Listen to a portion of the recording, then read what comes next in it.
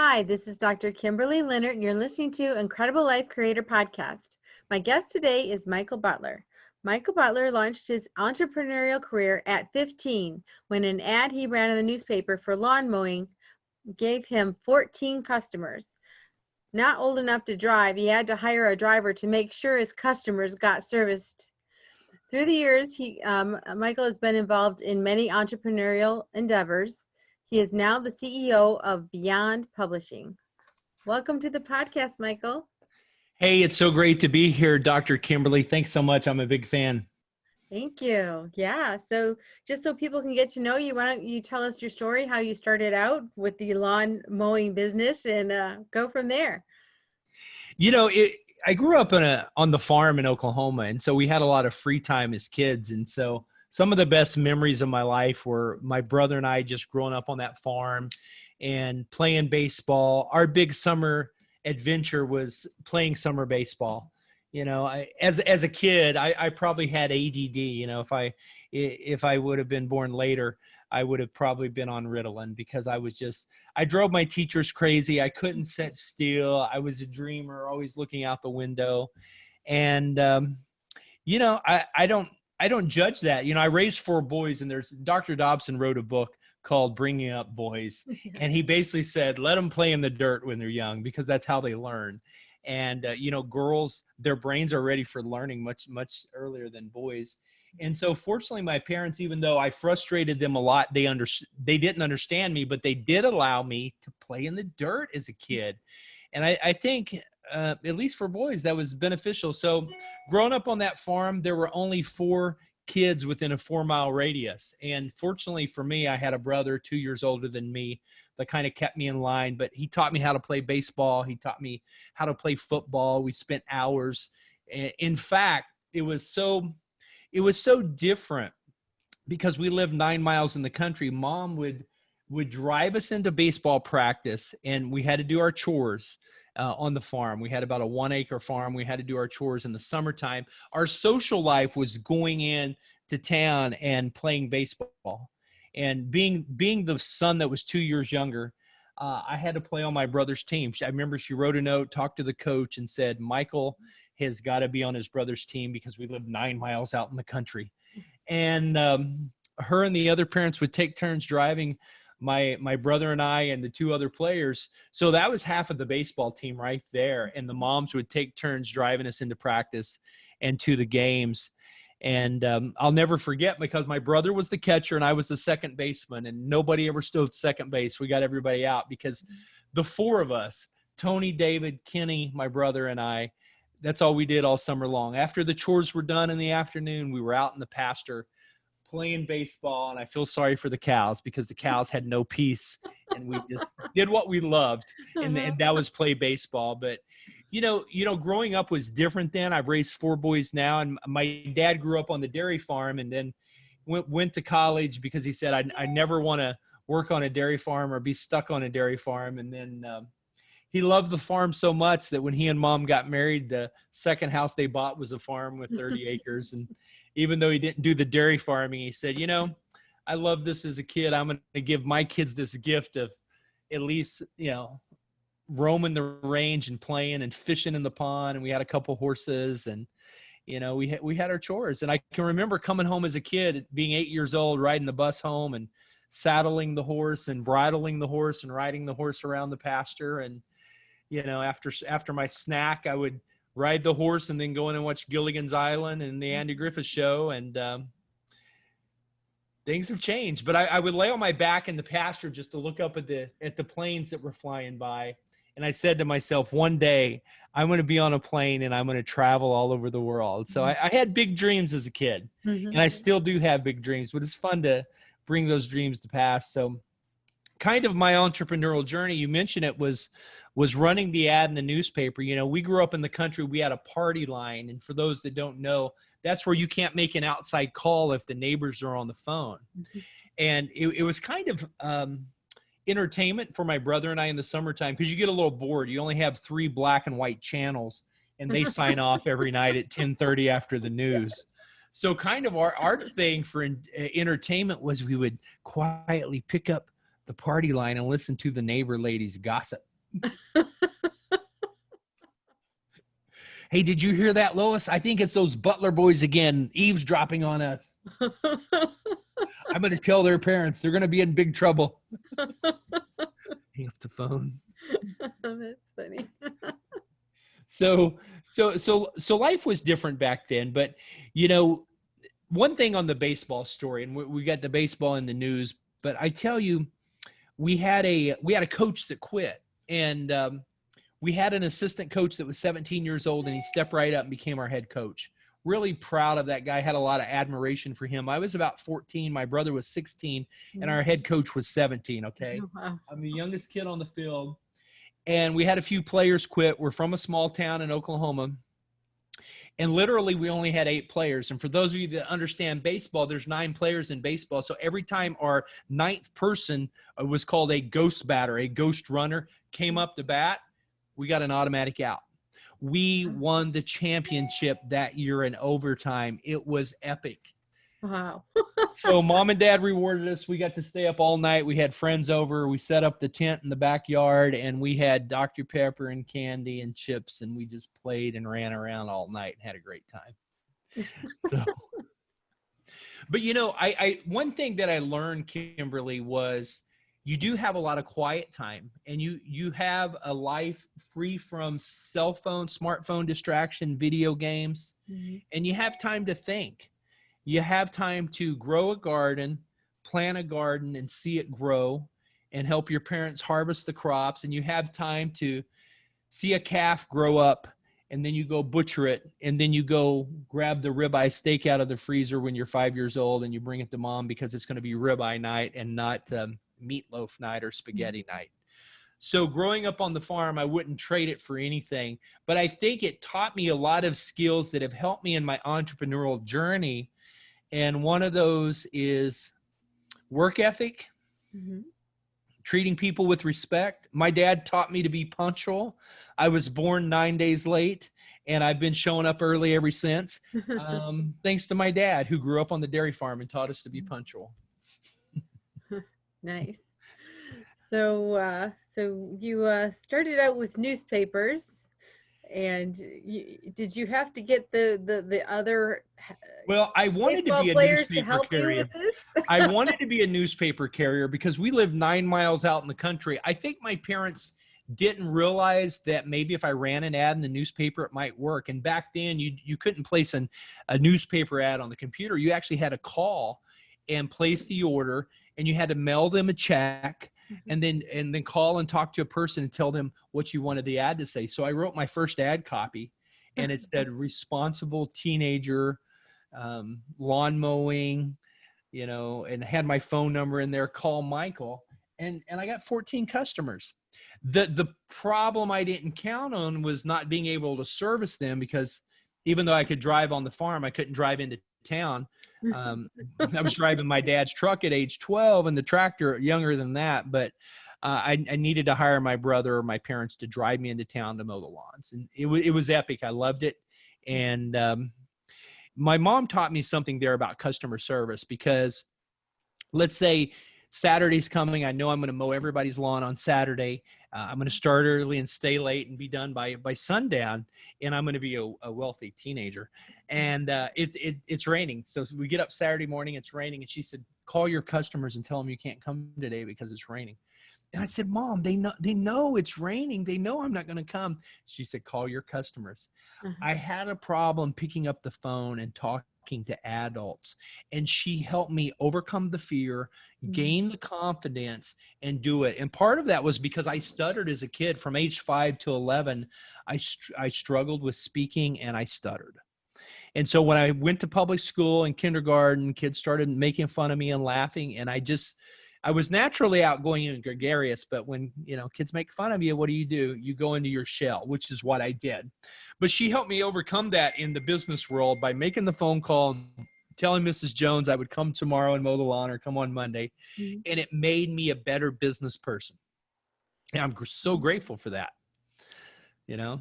And now you don't seem to have any trouble with stuttering. You You speak very well. I probably talk too much. The producer's going to hit the mute button sometimes when I go on and on, but we cut to commercial. Just mute me out. Okay. I'll understand. No hard feelings. So, what business are you doing now, and how are you using what you learned growing up? You know, it's so funny because really what I'm doing now, I never would have seen this coming, but I'm a book publisher. In the last 2.5 years, we've published 350 titles, Kimberly. And if you would have asked me, 10 years ago, what would I be doing? I wouldn't have guessed this. I would not have guessed this. After the lawn mowing opportunity, I ended up selling that business to my brother because the local funeral home director saw my hustle and he hired me. He needed somebody to mow lawns, and he said to himself, I need a young teenager that can handle some business things and put on a suit and tie and be an usher at a funeral. They had me do everything but embalm. So I got to work around people. And I had decided that summer that I felt like God was calling me into the ministry. And so actually my plans were to go to Bible college, to go to seminary, which I ended up doing. But the funeral business put me around people. And it was very similar to the type of work that I would be doing for 15 years in full-time pastoral ministry, which was just a blast. I loved that. Mm-hmm. And my wife and I married young. We went to Bible college together. And we had four sons in 8 years. We kept producing boys. Mm-hmm. And our sons are grown now, and we have grandsons now. But it was an exciting journey of realizing that you can have an education in one area, but you've got soft skills that will transfer, listening, public relations, human interaction, psychology. Understanding people is a lifelong quest of mine. And it's been fascinating to work with different age groups. One thing that was fascinating about my ministry years is I would speak to 100 children ages 6 to 11 on a Sunday morning. On Sunday night, I would speak to 100 teenagers. And then on Wednesday night, I would speak to a couple of 100 adults. And I look back on that now, and I realize that it prepared me and helped sharpen me.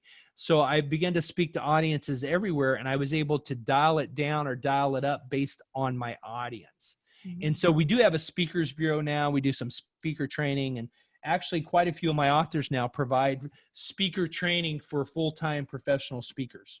Mm-hmm.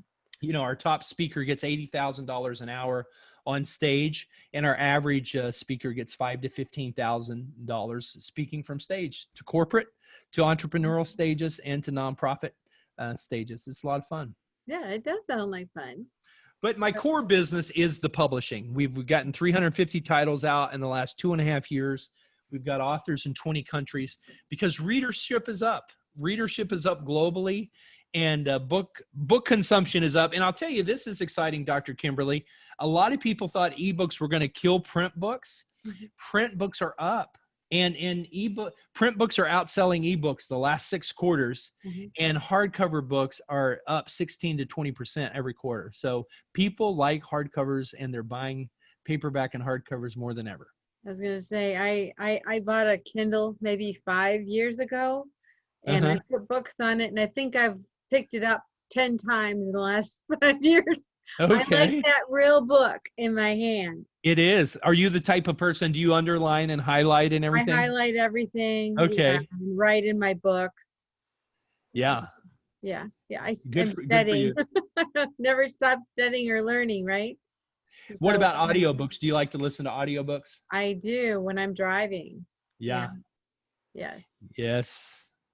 In the gym, driving, earbuds are really popular. I dropped mine in the pool the other day, so I had to order some new ones. So I've got the old school, earbuds now with the wires on them, which you kind of need for the plane anyway. So, I'm always listening to books now. What I'll do, like on podcasts and books, is I'll turn it up fast because the brain can process information so much faster than we can talk. Mm-hmm. And I don't know if that's good or bad. I guess it's good.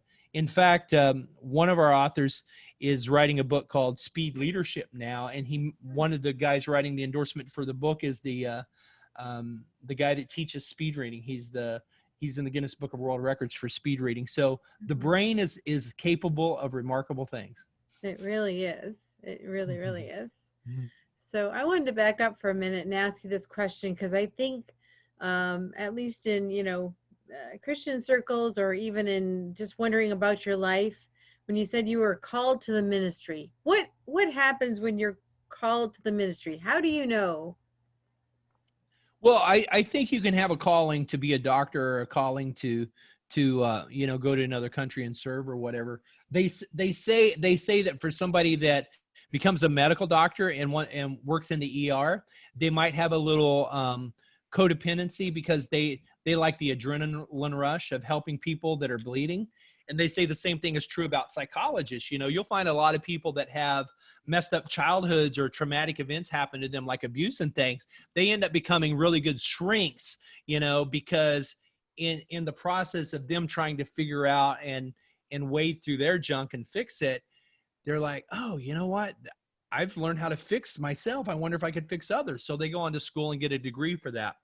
In the ministry, I think it could be the same way, although most Christians I know, and I was in Christian ministry, I'm reading the word, reading the Bible one day as a kid, and you feel like, there is a need here. And I think maybe I could do this, maybe, and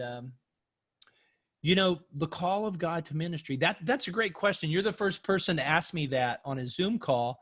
And I would say it's probably very personal and different for every person. You've got the Catholic nuns that feel called to serve.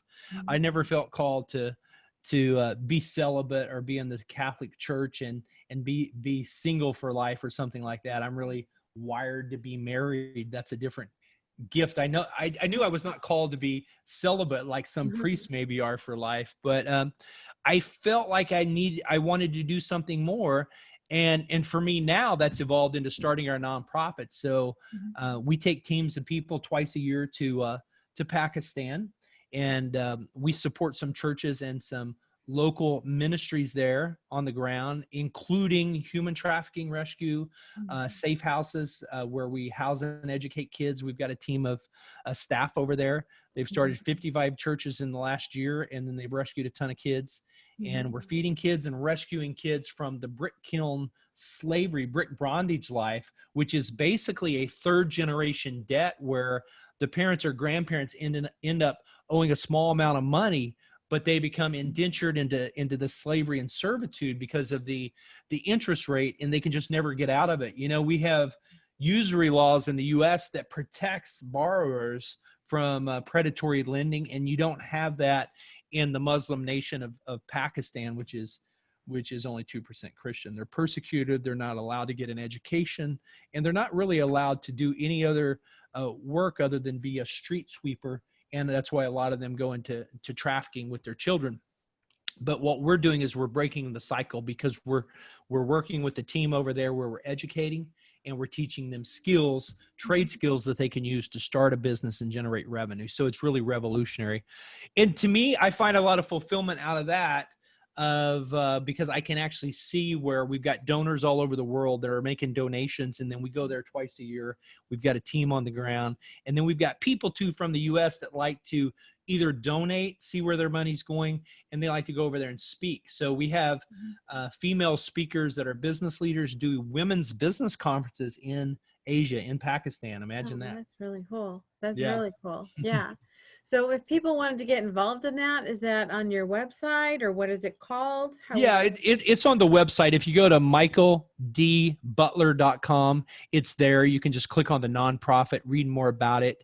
And yeah, we're a 501c3. They can watch some videos. They can learn how to get involved and do more. So that's what we're really excited about. In fact, we've got a team going over there in October, and we've got a number of books. We've just printed 2,000 books that we've translated in Urdu, which is the top 10 language of the world. There's 200 million people in Pakistan, and there's a great opportunity over there. It's right next to India, and it borders China, India, Afghanistan, and Iran. So that's where it is in the world.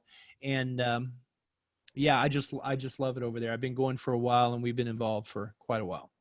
That is wonderful to hear. So yeah, so just go to your website and find out about it and donate. And Yeah, Oh, check it well, out. thank you for doing that. So, so I'm just wondering right now, if you were going to start a business from scratch, where would you start at this point? That's a great question, because I really believe in the entrepreneurial path. I think that most things that are worthwhile were created by entrepreneurs. A business was started as a result of a need in the marketplace for a product or service. And I think I would look at, there's one of two things. You're either going to sell a product or you're going to sell a service. And you're either going to create a brand new product and get brand new patents around it, or you're going to improve somebody else's widget. You're going to bring a product to market and do a better job than somebody else. And a good example would be Zoom. Zoom really has grown. I think the business has more than quadrupled since March because of the pandemic. And the founder of Zoom now is worth over $1 billion. And he's somebody that worked for Cisco before, WebEx, and he knew the technology. He was from India, very much an engineer type. But he said to himself, there's coming a point here where the global demand for this type of streaming product, the bandwidth and the infrastructure is not going to be big enough. I need to build another layer of security and, basically just creating something out of nothing based on an idea. Where you're saying, it's kind of like book publishing used to always be, you would go to a bookstore and buy a book. And now the ebook changed that. We can consume an audio book. And there's so many different ways to consume content. And it's like in the music industry, whenever Napster happened, is it totally hit the music industry by storm. I was living in Nashville at the time, and I had a lot of friends in the music industry that were financially hurt because of Napster. And it wasn't until a few years later that they figured out how to track the royalties with software to appropriately pay everybody, to earn their royalties. And it's the same way in the book industry. So if I'm starting a business, I've got to ask myself, what am I selling? And unless you just have a bunch of startup money or you get your own cash you're going to infuse into a business, I don't like to gamble with my money, and especially not with somebody else's money. If I have an idea, I want to beta test it first, right? So I want to beta test it in a market. So let's say I'm starting a restaurant or a donut shop or a coffee shop. Or if it's a coaching business where I'm just going to leave my corporate job and start coaching clients on Zoom from home, I got to say, what is the customer getting? What is the price point in the marketplace that the market will stand? And what are my credentials if I'm providing coaching or another service like that? What are other people charging? Who are my competitors? What is my long-term strategy? How do I want to differentiate and be different? One reason I got into publishing is I was consulting a publishing company in Las Vegas about 6 years ago. And they brought me in to give them some advice because their authors were leaving and their authors were angry. And I said, first off, you might want to pay your authors their royalties. You owe them. And, They would like that. that made them angry. They're like, we're going to fire the consultant. So anyway, they're no longer around. But I started looking at that industry model, like I'd been involved in a lot of other things. And I said, you know what? This is a model that the author is underserved. It's a confusing space. And if somebody would really come in and take care of authors and over deliver, because it's a very customer service centric business, you could do really well, or you could do really bad and be out of business. So we just began to look at how we would do it differently. And I think that's the real key there. If you look at Tesla, you look at what he did differently. And he said, I'm going to have an electric car that goes faster than 40 miles an hour and that looks kind of sexy.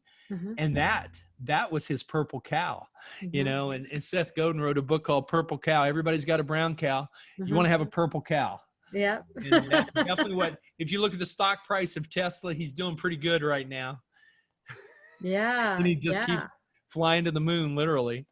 So when you work with your authors, how do you do it? So I know when I wrote my book, and I just have one, and it took me a long time, and it cost me a lot of money because I piecemealed it here, there, every little piece. And it's like, oh man, this was an adventure.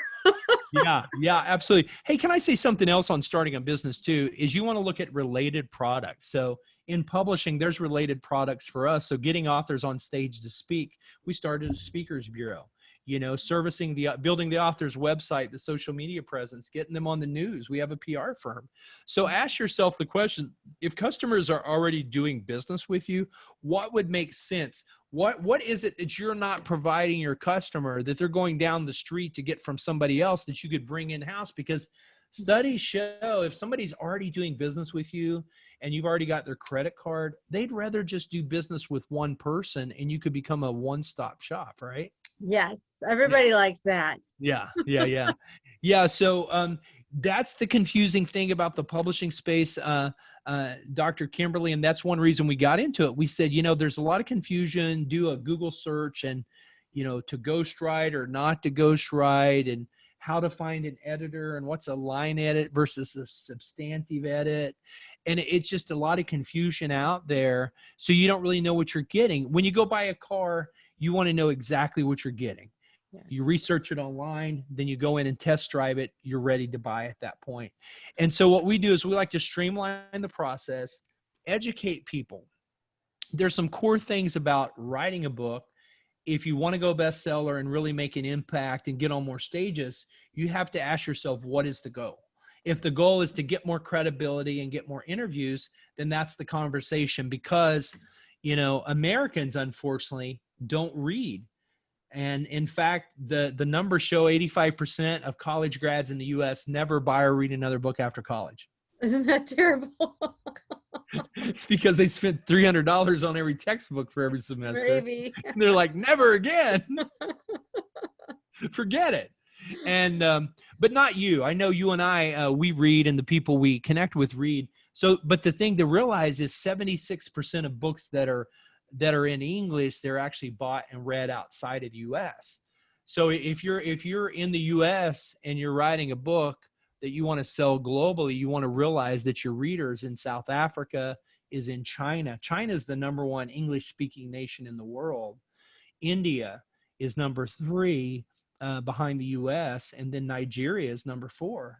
And then UK is number 5. So realize, where is my reader? And when you really look at this, you realize that 70-80% of your readers, if you're writing a nonfiction book, are women. And if you're writing a fiction book, 80-90% of your readers are women. And that says 2 things: guys don't read, and guys don't buy books. Sorry, guys. I didn't even realize that. I know it's people true that buy books, but... Well, if you want to write a book for men that they're going to buy, you have to write it as a gift book that the women in their life will buy for them. Yes. Okay. So, but every man needs to know about his wife. yeah, exactly. Yeah. So my first book was a book called The Single Dad Survival Guide. It was a book for guys, very niche specific. But I didn't sell a whole lot of those. I mean, I sold hundreds of them, but I didn't sell thousands like I had hoped. And it was before I started the publishing company. I didn't know the industry and realized that guys don't buy books for themselves, that I could have packaged that as a gift book. And it still does really well around Father's Day and around Christmas time. But just be aware and know who is your audience and what the goal of the book is before you write the first word. Now, does it matter? You said nonfiction, fiction. I mean, I know a lot of men that read a lot of business books. Yeah, for sure. So what it comes down to is, globally, the numbers are like this: is 70% of the books that are read globally are fiction, primarily romance. And it's an escape, it's entertainment to, a woman reads the romance books, and only 30-40% are nonfiction. And the biggest category in the nonfiction is how-to. People are looking for how-to books, how to retire early, how to blend a family, how to raise a kid as a single parent. They're looking for those how-to books, and writing a memoir is the slowest moving category in nonfiction. So for people that have been through trauma, and maybe they're writing their book as their therapeutic relief for their pain and just journaling. They need to realize that if they're going to publish their trauma or their memoirs, it's the slowest moving category of book. People don't really have the bandwidth to read another traumatic story. But here's what they can do is they can embed their story in a how-to book and say the 5 pillars that I used, that I overcame through my bankruptcy, abuse, divorce, or whatever. And then they can teach the audience something. Ah, that is great advice. I remember that. I have several books still in me. I bet you do. I bet you do. And did you find after you wrote that first one, the idea started flowing, right? Yeah. Well, even as I was writing it, I was thinking about the ones to go after. Yeah. Which the beautiful thing about that, and I'm sure you did it in your book, is you telegraph what's coming next. You let people know. In fact, if book 2 and 3 are forthcoming, then you make them a chapter in your first book. And then you kind of hint, you kind of tease it, and you're like, I don't go as deep as I could here because in my next book, so you're planting that seed that you got more stuff coming, because the best way to sell book 1 and 2 is to publish book 3 and 4, because then you have kind of a cult following where people want everything you've got at that point. You think of the Rich Dad, Poor Dad series, or you think of Sharon Lecter's book. She was a part of that series. And she's always got a series of books that are coming. Think and Grow Rich for women, this for women, that for women. She's always telling you about the next thing that's coming out. Yeah, I didn't do that in my book. I should have. I'll remember that next time. Well, you can go back and do that on the next edition, is you can add an additional chapter, and what people can do too. We've taken a lot of authors that have published their first book as a paperback. Maybe they put it up themselves on Amazon. And what authors don't realize, that if you're only putting your book on Amazon, that's only 50% of the world's book sales. And the average self-published author never sells more than 200 books. So they're kind of discouraged. They put their book up. They think people are just going to buy it. Things will happen. And they're like, oh, well, if you didn't get into global distribution beyond Amazon, okay, if you're not with the distributor, the book distributor is going to push your book out globally through these other channels, through dozens of other and possibly hundreds of other outlets where people can see your book as well. And, the thing to think too is the number one buyers of books in the world, it's libraries. And so if you don't have a library book strategy, then you may be missing out, because if Santa Monica, California orders your book, they're ordering 50 copies, not just 2. Oh, really? Yeah. What would they do with 50 copies? So, I mean, they've got 20 libraries, so they're going to put a couple copies in every library. I see. And then you've got the public schools. There's so many channels to market into. It's not just the bookstores, and it's not just online, but there's these other channels like libraries as well, and the military, and so many other channels. Oh, that's cool. I didn't even think about that. That is so cool. So, wow. So that way, I mean, the books could just go around the world then. Yeah, and they really do all the time. We get authors, books in India, on the bookshelf in South Africa. We had a book launch recently in South Africa last February, in Pretoria, South Africa. That's just right north of Johannesburg. I did the 19-hour flight in to support one of our authors over there, Dr. Catherine Van Heerden. She's a PhD. Her book, See the Change. There were 2,000 women that showed up on a Saturday morning for a book launch at 7:30 a.m. in the morning. That is amazing. 4 hours into the event, and we were still glued to our chairs. There were only 4 guys in the building. The women had taken over the men's bathrooms and the ladies' bathroom. 4 guys were looking at each other because there's not we're outside of town. We're like out in the boondocks, and we're looking around. We're like, cover me, I'm going in. We're taking this restroom over. So it was like these women were serious about reading. They were serious about books, and they were serious about supporting each other for their book launch. I'm telling you.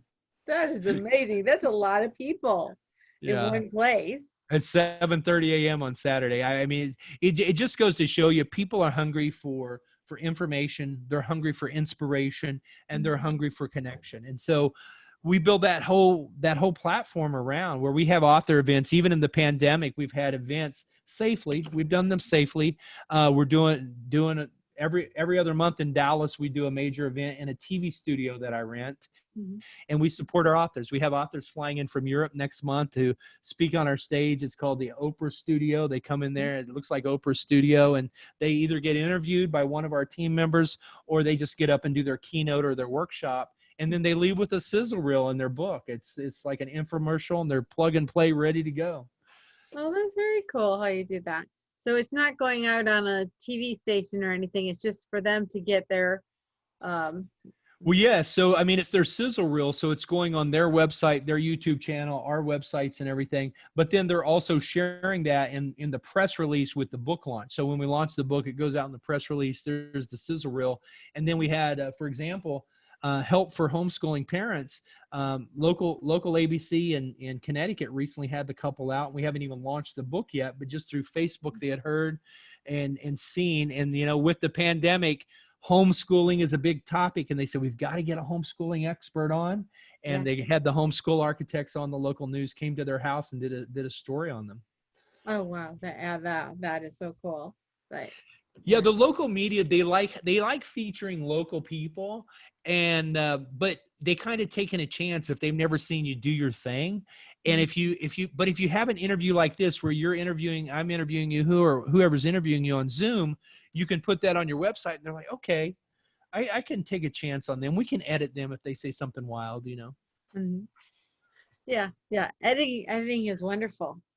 We're not live. Did she just say that?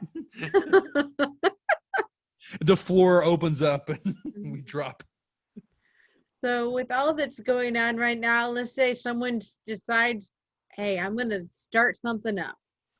What would you tell them as far as finding funding or starting something new?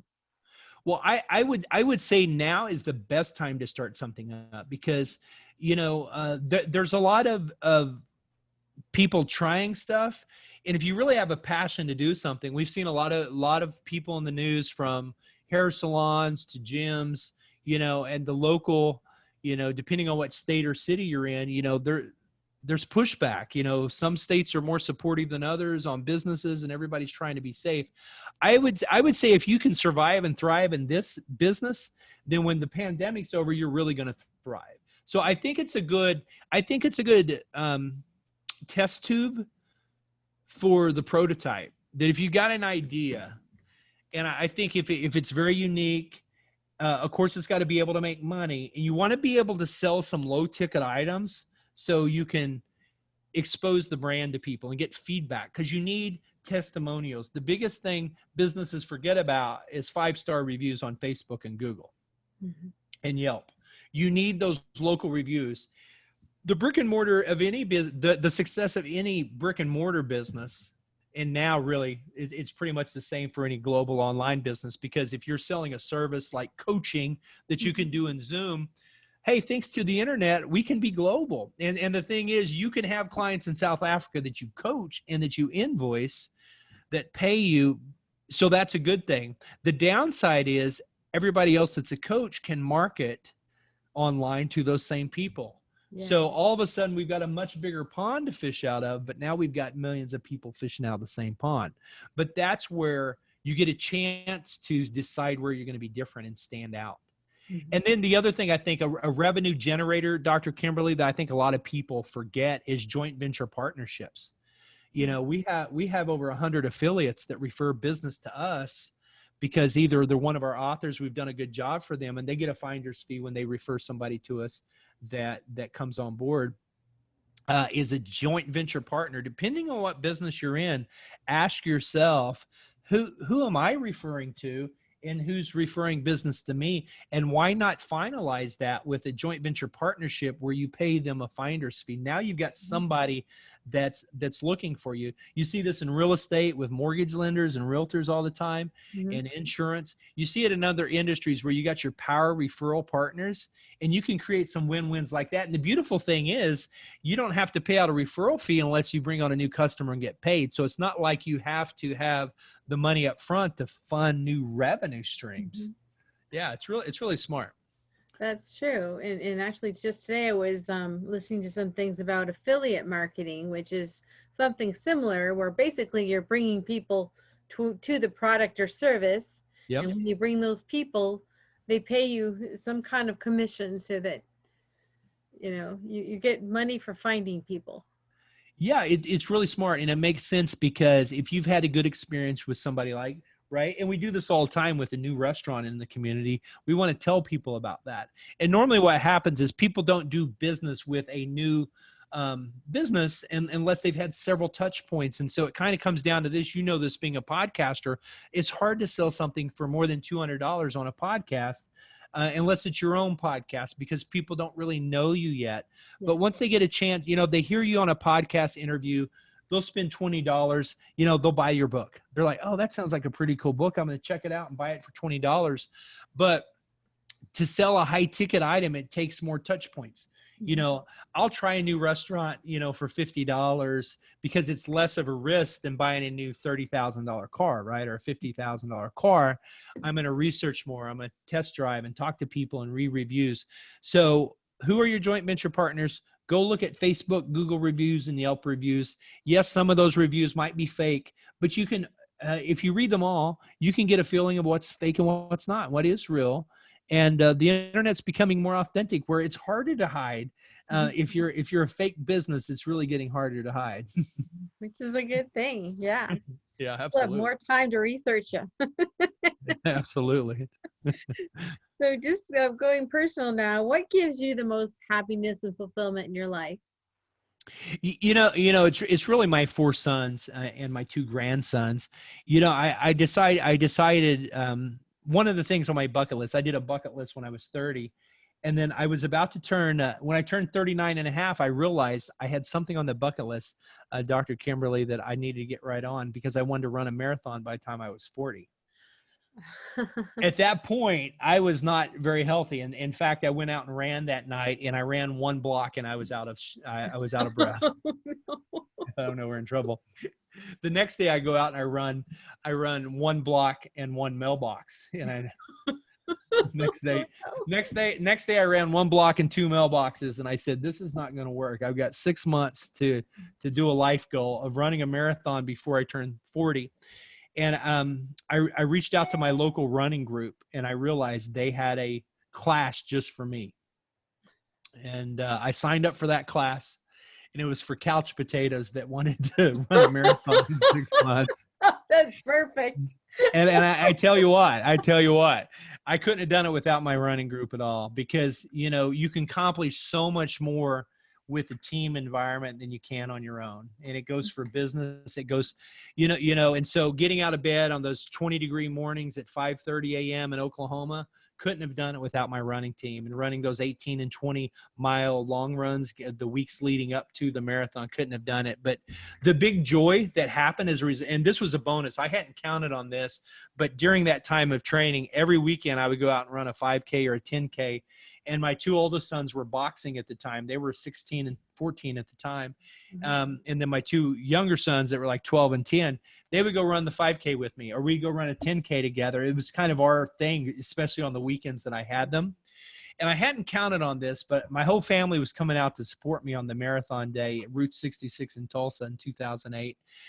And this was one of the moments of my life, because, we had been through a divorce a few years before, and you try to stay in your kids' lives and you work hard, and they did something that really blessed me. And I need to ask them about this. I've never really asked them. This question was the last 3 miles of that marathon.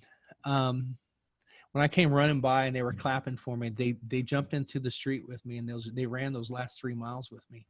Oh wow! We finished the finish line together, and that was the highlight of other than them being born, that was the highlight. I've got pictures of them. We're crossing the line together, and that was the highlight. Yeah, I got chills just thinking about it. That is just so cool. Yeah, because sometimes you think you're all alone in life, and you go through something like a tragedy. Somebody in your family commits suicide, or you go through a divorce or a bankruptcy or something. And the thing I've learned, I've had a lot of failure in my life, and I've learned that failure is not final. And most people don't like to talk about their failures, but I've had a lot of failure, and I've had a lot of pain in my life, but I realized that failure is not final, and that the more, as business owners, the more no's we get and the more failures we have, the closer we are to victory. Because if you're a restaurant owner and you create a new dish and people don't like it, maybe it's your favorite dish, you just learn that that one's not going to work. and maybe something else will. It took Edison 10,000 tries to find the light bulb, and he was one step closer every time. And so many people give up 3 feet away from gold, and they're this close, and they just give up way too soon. And the publishing company, a few years ago, when I started the publishing company, I look back just really 2 years ago. I started 3 years ago, and 2 years ago in January, we had zero income come in. And I had all this marketing I had done. I had all this work I had put in. And, I had a little bit of money in the bank, but it wasn't a lot. And I just said, if I don't figure this out, I'm going to have to do something different. But I believed I had an idea that would work. And then all of a sudden, things just started clicking. It's like it took a year or so, and our processes and our system, and we just kind of got the right client mix, and we kind of got into a groove where customers were really feeling our culture, and they were really feeling the vibe of Beyond Publishing. And it happened, we were in New York at the book show, and we had 33 people in the room. I had rented the Brazen Tavern in Lower Manhattan, and I had rented a couple limos. We had been on the red carpet. TMZ was out to interview one of our authors. We were there at the Javits Center for a few days, just celebrating everybody's books. And we were upstairs in the restaurant, and we just went around that room and let 32 people share their story. And then we just all started crying. Yeah. And at that moment, I looked up to heaven. I was so grateful. And I remembered that just about 18 months before, and we had zero income. And I was thinking, did I make the right decision? Should I throw in the towel? And that night, as I'm standing there crying, and I look around that room, I said, guys, ladies, because 70% of our authors are women. I said, do you feel that? And everybody felt it. They looked at each other, and everybody has tears streaming down. I mean, from just amazing stories from around the world. And that night, we became a family. Yeah. And when we left there that night, we left in the limo, and people are taking selfies, and everybody's having food and alcohol, and we're having a good time. But we left there that night with a huge bond that we're family now. And it's just, it wasn't something I could have put on the schedule. It was just something that was destined to happen. And wow. And those moments are so beautiful. Sorry, I got a little emotional on you there. Well, with yeah, that one. You'll never ever forget that. Never ever. It's imprinted, and what a beautiful thing to be able to look back at and feel that over and over again.